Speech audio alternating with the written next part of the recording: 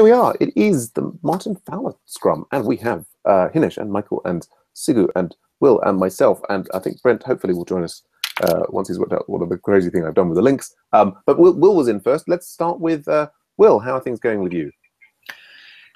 Pretty good. I'm writing some tests for the for Y, the project that I've just started, and they mirror really the process in the README, so that it's just making sure that the same things that you can do manually can be done automatically. That's the starting point. Excellent. Yeah, good stuff. So no blockers, and it's all good. Yeah, it's all good. I'm learning how to use promises because the one of the APIs has changed to a promise API. That's all. All right, good stuff. Thanks, Will. Let's go on to Sigu. Hey, Sigu, how are things going with you? Hey guys. So basically, I've been working on MedPlus, trying to write a test for a feature, and I'm having a blocker there because Capybara is giving me some little problems on how to select the elements. Yeah, I know the feeling. Yeah, well, we could maybe have a look at that together at the end of the Scrum. Anything else going on? Anything coming up on your schedule? Not really. I might be able to join the RSpec mob today. Cool. Good stuff. Thanks, Sigu. Let's go on to Michael. Hey, Michael, how are you doing? Good. So I didn't really do that much since yesterday, but I'm looking potentially to work further on the automated premium model, and I'm not completely sure about the best approaches to dealing with failures from the Slack API. Right. Because there's several levels of issue, like figuring out exactly what all the failures can be and what they look like. Okay. And then also how to deal with them. All right. Well, maybe if there's time, we can have a look at that at the end of the Scrum. Thanks, Michael. Let's go on to Hinesh. Hinesh, great to see you. How are you doing? Not bad. Just getting back into the swings of things, just trying to get my environment set up. That's all for me, really. Not much. Yeah, good stuff. You say environment set up, is that with a particular project or just generally? Yeah, with MetPlus, because my environment's out of sync, so I'm just getting all my database and everything set up again. Yeah. Been a while. I think Sigu's in the same boat. Yeah. Just been doing that as well. Yeah, good stuff. Yeah. All right, good stuff. Great to see you, Hinesh. Brent, how are you doing? I'm good, thank you. Yeah, not a lot to report either, unfortunately. I got those tests working yesterday, or back working, after I'd messed them up with the refactoring. That's it, really. I'm hoping to, maybe not today, I'm going to do the RSpec mob, but I'm not sure how much time I'll have this afternoon. If I do get time, I will take a look at the calendar picker as well. Yep. But no blockers at the moment. Yeah, and that's all the local support project. Yeah, I've merged your PR, and in principle, we should have the embedded endpoint on develop. We might look at that at the end. Yeah, so then updates from me. Yeah, I made some little changes to the Slack bot today, which I think you saw. I'm confused, Brent. My apologies there. But I'm trying to kind of like clean up and make them a bit more concise and friendly, as we discussed in the AV community meeting last Friday. I'm very pleased that I basically also I've saved us $21 a month by shutting off instances of Agile Bots, the node thing, and we now have basically all the functionality there is in Ruby in the main Rails instance, which is not, if you hate monoliths, that's not a great thing, but I love saving money, so that's I'm very pleased about that. I ran through the Y project this morning, hit an issue which maybe you can help me with afterwards, Will, and get that. I'd love to get that running on my machine. Yeah, RSpec Mob is coming up. We've got the NHS kickoff, the private paid project later on this afternoon. I'm not blocked by anything, although I haven't got through my morning's stuff because I was waylaid by a discussion with our sponsor. But yeah, things basically under control. I think that's our Scrum. Does anybody have any other Scrum business like things that they want to alert us to or anything at all?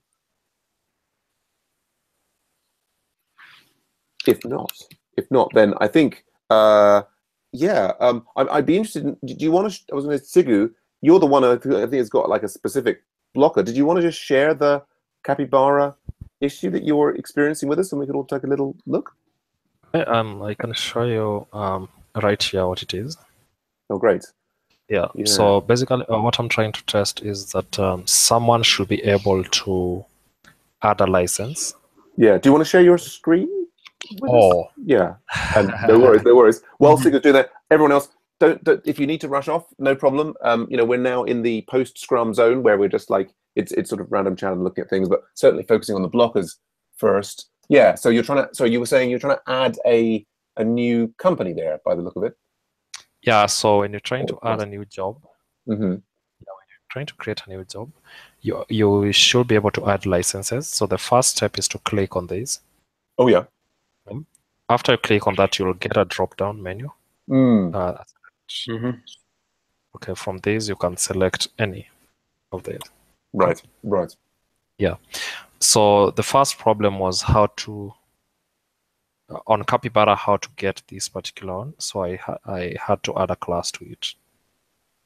Oh yeah, right. So you could like refer to it via the CSS selector. Yes, by the CSS selector. Then after that, I'm supposed to be able to choose any of these options. I don't know why nothing is working. Did you want to show us the output from the not working? I mean, I guess I may know why. I've hit this before. Go on, Hina. Show me. Good. Okay, this is what I was trying out. Scroll right to the top of the file of where you're doing cucumber tests. Which cucumber test? The feature. Job steps. So you must be calling this from a feature somewhere. Or the feature file. Yeah. It is. And if you just do a search for license. Okay. Is there anything at the top? We've got JavaScript. It's JavaScript enabled, which is obviously necessary because there's that like sort of click. Yeah. The only thing is you might not have the data there. That's what I'm thinking. I was also going to say there, you're doing then I select a license, but don't you need to click like add license first to make the thing appear? Yeah. Yeah, so that I'm doing it at just a minute. I'm doing it right here. I click on the add license. And so that step is passing. And then it's failing when you're doing like within div licenses and it's failing on first option value one click. Yeah, so I was trying it with this. Yeah. I have a feeling you don't have the data there. So if you go back to the feature, the job feature, and if you go right to the top of the file. Have you tried show me the page? Yeah, show me the page. So let me just run it again. Just a minute while it's running. I guess what Hinesh is driving at is that maybe the licenses haven't been added to the database in the background step. Yeah. If you scroll down, I can't see licenses here. I think that might be issue. Yeah, that's the issue. Okay. By the way. Yeah. I had the same problem with JobShift. I had the exact same issue. It's because on RSpec, it doesn't populate from the migration. You have to do it manually when doing cucumber tests. So that certainly sounds like that might be the problem. The other things that you could be using there as well as show me the page is there is also dropping into the debugger inside that step and dumping the thing. The other thing that I've worked out to do recently is how to connect a remote JavaScript thing and actually like inspect the entire DOM tree. So there's a whole series of different debugging tools of greater and greater power that you could use there. But I think Hinesh is probably going to be, that's, if not the final fix, it's certainly imagine that the licenses are going to have to be in the database in order for that to work. No, thank you very much, Hinesh. I think that's actually might be the problem. I've hit this before, that's why. So just ring the bell. This is why we Scrum. We have blockers, we have help, we have solutions. Yeah, Sam, so how do you inspect the whole HTML tree? So the usual, if you just pop back to the step that you were in, I can just, so if you're in the step there, so where you've got that, like first select license, like the one that's going to fail or what have you. Before that, I would just write by bug there, and then I would run the single test, and it will so by bug it's bug. By bug. Assuming that gem is installed. I mean, on website 1 and local support, we just have that available in the development and test environment by default. And then, so if you run that single test, it's a bit crazy. If you don't try and run like a whole suite of tests. Run as you probably already set up to do. Yeah, that particular scenario. Yeah, that particular test. And what it should do there is it will hook on the debugger at that point, or it'll say like blow up until there you go. And so from here, you could do like page.body. And you will actually get, I mean, it's a bit like, so you'll get that. That's rather difficult. I often like copy and paste that into a text file and then do searches in it. Yeah. But you can, like here, you can effectively like shorten your debug cycle, because what you can do as well as just doing page.body is you can actually run that command, first select license. If you copy and paste, if you like first select license rather than the select option, if you just collect, that's right, just copy and paste that, not the select option, just up to the, exactly. If you copy and paste that in here, right, you can actually run it against the thing and see, like, you know, is it found or not? And so you can kind of in real time confirm what you're interacting with. And I find that really, really helpful. Then there's a step beyond that where you use the like inspector, and you can connect a like remote Chrome debug thing to the Capybara session. And then you actually have, obviously, it's always a pain to try and have to find things in the HTML output there of page.body. It's a good first pass, but I'll send you a link to the thing that helps get you set up with this debug inspector mode for Capybara. And then you can actually not only inspect the DOM tree, but also run JavaScript and see the JavaScript errors in the console there. It's hugely powerful. We managed to fix some big bugs with that recently. Ah, nice. I'll be glad to have that link. Yeah, I'll send that to you. That's a little bit more involved to get set up, but I can certainly give you some help if you're interested in doing it. Okay. Yeah, so thank you. Great stuff. I think I can handle it. In case of anything, I will let you know. Excellent, excellent. Yeah. All right. So I guess then going on in terms of priorities, I had a sort of blocker for Will's project. I think you kind of, as soon as I posted the stack trace for the Y project, Will, you immediately saw what I'd done wrong. Yeah. And I guess it's probably more the screw loose behind the keyboard. I wasn't really reading the instructions about what to do. I was doing what I've made them clearer now. Yeah, it's about you having to choose one of the addresses. Okay, so I've got this. So I've got this set up here for the Y project, which is exciting. By some of you might have heard, the Y project's all about doing transactions on Ethereum, but having some percentage go to a good cause, and providing kind of like a open, decentralized version of easy funding or donate freely or these other things. So this is quite exciting new project. Do check out the Y channel if you want to hear about that. So I've got, I've got test RPC is running here. And then, so I need to select one of these, were you saying? Like I need to select an account? Yeah, typically, I use account 0 for the payee. Yeah. Right, which so what I should be doing here is I should be putting that in like here. Yeah. And then that will give me the cursor, or at least that was the instructions would do. Yeah. So, tell me, what have I done here? Is I've paid some money to somebody, or what have I done? No, you have deployed the smart contract to the blockchain. Okay. So the smart contract is y.sol in that repository. And you've deployed that code to the little test RPC blockchain. Right. It has taken some money to, test money to do that. Right. Because anytime you write to the blockchain, it does. Otherwise, the network would get spammed. Okay. So this is y.sol. This is the contract. So we've deployed that contract to the network. Yeah. Using this step, and we've deployed it to a particular address. Well, so what we've done is, if you look at the code, the y.sol code, is we've given. You see there, so at the top you've got address public payee, and in the first function y, payee is set to message.sender. Oh, okay. So you've supplied an argument to you've set payee on that contract with that address. So now that contract belongs to that payee, and that can't be changed because the payee needs to be in control of the donation percentage. Okay. So the contract will now know when people call it if it's the payee calling it or not. Okay. All right. All right.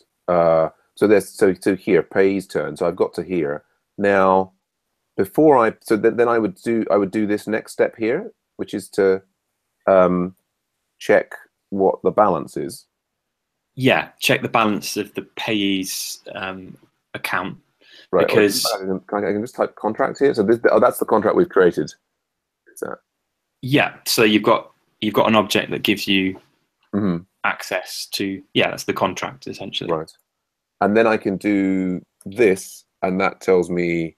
Or maybe I have to actually. I have to put the. Yeah. For now. I have to put the pay address in. Yeah. Like so. As a string. Okay. Here we go. Right. So this is telling me the balance at the moment is this number? Yes. Yeah, that's right. So that's about 99.99 ether. Oh, I'm rich. Woo! Or in test to RPC world. Yeah, it gives everybody 100 ether, so they're very rich. Oh, yeah. And then, I guess I would be doing it. So again, in here, I would insert a different addressee. Yeah. To the one that I'm intending to pay. Is that right? Yeah. You'll get the balance of. Yeah. Or this is. So this will be your donee. So number one will be your donee. Oh, okay, right. So number one is the donee. Is the person who I want to get some percentage of the transaction. 2. Yeah. Right. So they've got 100 because they haven't deployed a contract. Oh, I see. So this is like, right, as a result of this individual having deployed a contract, that's cost them some ether. Yes. Right. Interesting. And so then moving on. So now, okay. Well, and I guess I can sort of see now that I will go through the rest, and that what's clear to me is I'll need to update all of these and then make it happen. Yeah. I wonder, feels like I can probably do that in my own time rather than necessarily now. Sure. Yeah. I think probably what I'll do is I'll do that, and then I'll come back to you with questions, because I'm just thinking I might want to touch base with Michael and Brent. Yeah, but great stuff getting this all in here. In the long run, we can certainly provide you with Agile Ventures hosting for this. Like we've got our Agile Ventures.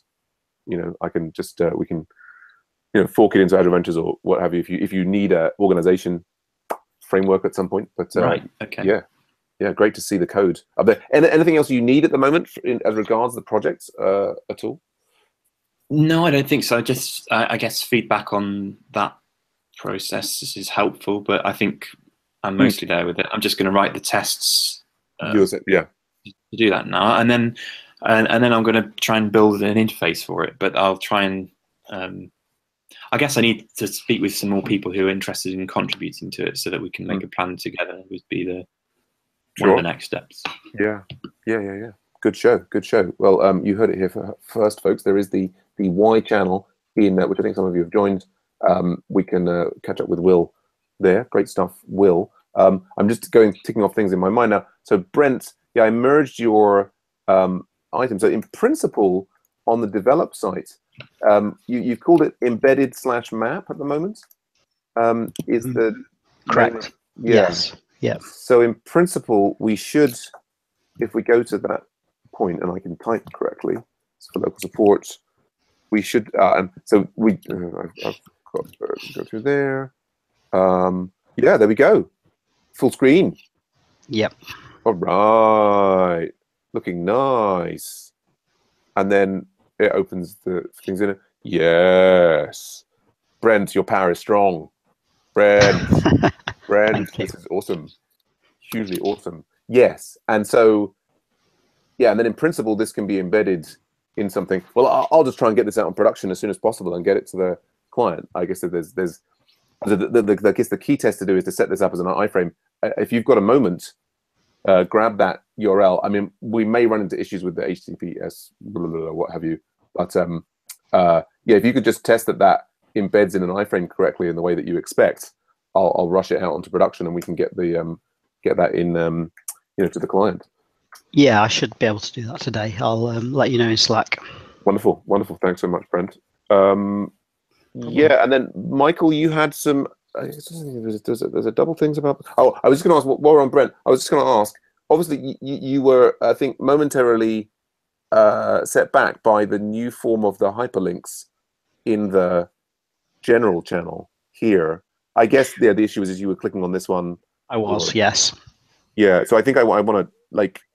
It's also I think I want to move this all welcome out. There's more to do, but I think I want to remove the dates and things. I'm just going to try and get this down so that it's kind of like small and obvious what to do. But yeah, I was just used to it saying Hangouts in the message. That's all. Yeah, and hopefully for people coming in for the first time, it will be simple. That's what I think the funny thing about this is that we've had it like that for so long. The people who are familiar with how it works are just fine. But I think it maybe is intimidating / confusing, for people who are less confident, and just ends up, making the general channel look a bit messy. But yeah, good show. I was extremely pleased yesterday when the SHF project people started their Scrum, and as a result of the changes that I'd made and deployed, it then pinged their. So now Scrums will automatically ping the project that they're associated with. I've lost it, but somewhere in here it pinged them. So cool beans. Michael, did you want to just tell us a little bit more about you're trying to think about how to deal with Slack errors? Yeah, correct. So let me share something, I guess, and actually have the error set. See, part of the problem. So yeah, go on. Right now in this repo, I just have a file called utilities, kind of where all the actual app code is.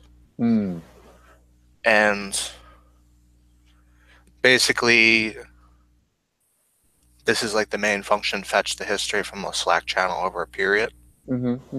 So it basically will go out and return this kind of like data frame that will have the messages in the given channel. So you pass the ID, the earliest date, and the most recent date. And it'll basically collate all the messages in there, along with information like who sent it and the timestamp. So, and that can be seen in use more or less in this file, which is kind of the file that will, something like this will ultimately be kind of the executable, quote unquote. Right. So what we had previously, we had Python code that was reaching out to Slack, and you've now effectively moved that into R, and the R is reaching out to Slack, and I guess it's like the kinds of errors that one might encounter are channel name not found, Slack total inauthenticated, those kinds of things. Is that what you're imagining? Yeah, potentially. Probably the biggest one might be like a overrate limit if we end up, because we're going to have code that will end up, let me show you, that will end up going through, it'll find all the user channels, all the channels, sorry. So I actually have that kind of in here. Oh, sorry. I don't want to show that. So, like there's going to be like code that's going to basically walk through. Let me do something. But yeah, you basically going to want to have it like automated. So we'll have to regenerate those tokens. But you want to have it so this is running automatically, and if it fails, it just needs to handle. I mean, is it more than just we have a broad error handling thing that then notifies us if something has happened, or is it difficult to catch errors in R? I'm not sure what kind of errors it actually. We're using this library HTTR. Okay.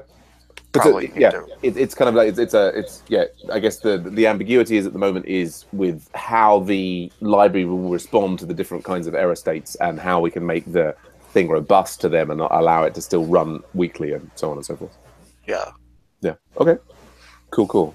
Yeah. So we should work out a date for some pairing, but we can talk that out about in Slack. Yeah. Good stuff. Busy Scrum. Thanks everyone for sharing. Yeah, I'm going to go and get some tea and try and get on with my big backlog of things to do. Great to see you all. Bye for now. Cool. Thanks.